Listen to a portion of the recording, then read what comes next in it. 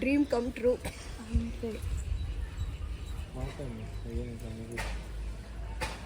ఇప్పుడు మా ఇంటి దేవుడికి వచ్చాను. అబ్బా ಹೇಳು ಯಾವ ದೇವ್ರು ಅಂತ ಕಣ್ಣೆಲ್ಲ ಬಿಡಿ. ವೀರಭದ್ರೇಶ್ವರ ದೇವಸ್ಥಾನ, ಬಾವಳ್ಳಿ ವೀರಭದ್ರೇಶ್ವರ. వెనకాల పోయి తీయచ్చు ఎట్లున్నాము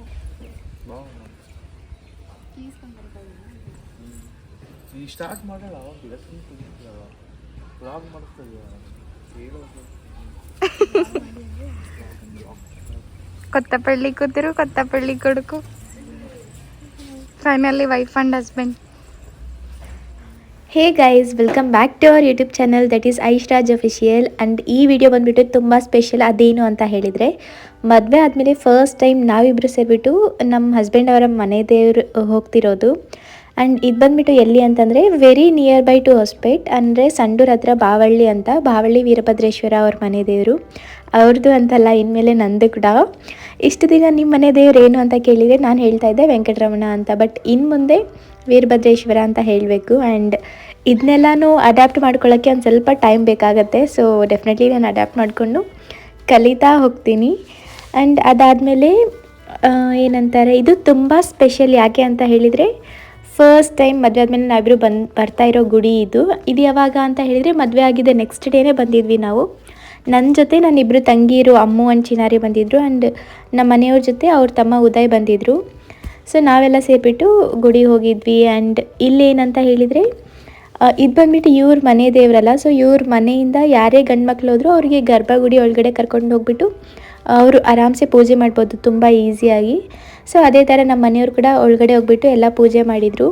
ಆ್ಯಂಡ್ ಇಲ್ಲಿ ಏನು ಅಂತ ಹೇಳಿದರೆ, ನಮ್ಮತ್ತೆ ಎಲ್ಲನೂ ಪೂಜೆ ಸಾಮಾನು ಏನೇನು ಪೂಜೆ ಮಾಡಬೇಕು ಎಲ್ಲನೂ ನೀಟಾಗಿ ಹೇಳಿ ನನಗೆ ಕವರಲ್ಲಿ ಇಟ್ಟು ಕಳಿಸಿದ್ರು.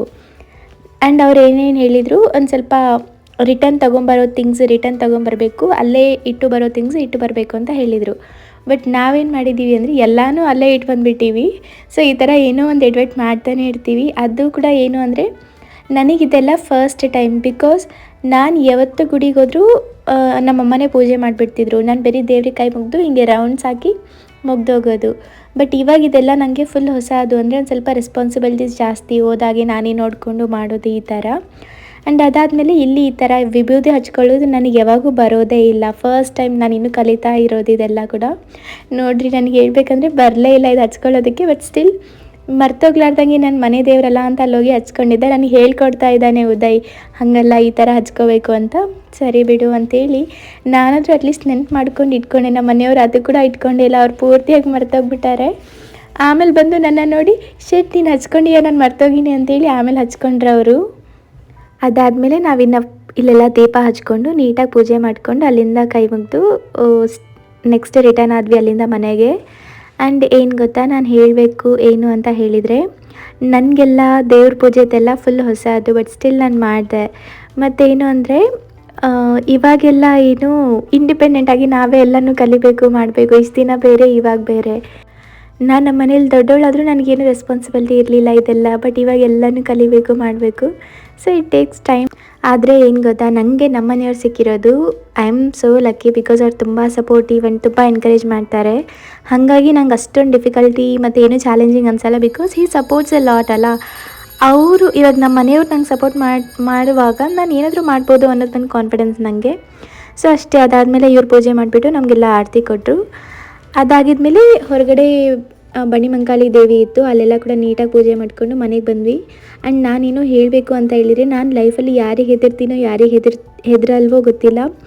ಬಟ್ ದೇವರು ಅಂತ ಬಂದಾಗ ನಾನು ತುಂಬ ಭಕ್ತಿ ಶ್ರದ್ಧೆಯಿಂದ ಪೂಜೆ ಮಾಡ್ತೀನಿ. ಆ್ಯಂಡ್ ಭಾಳ ಹೆದರ್ತೀನಿ ಕೂಡ ದೇವರು ಅಂದರೆ.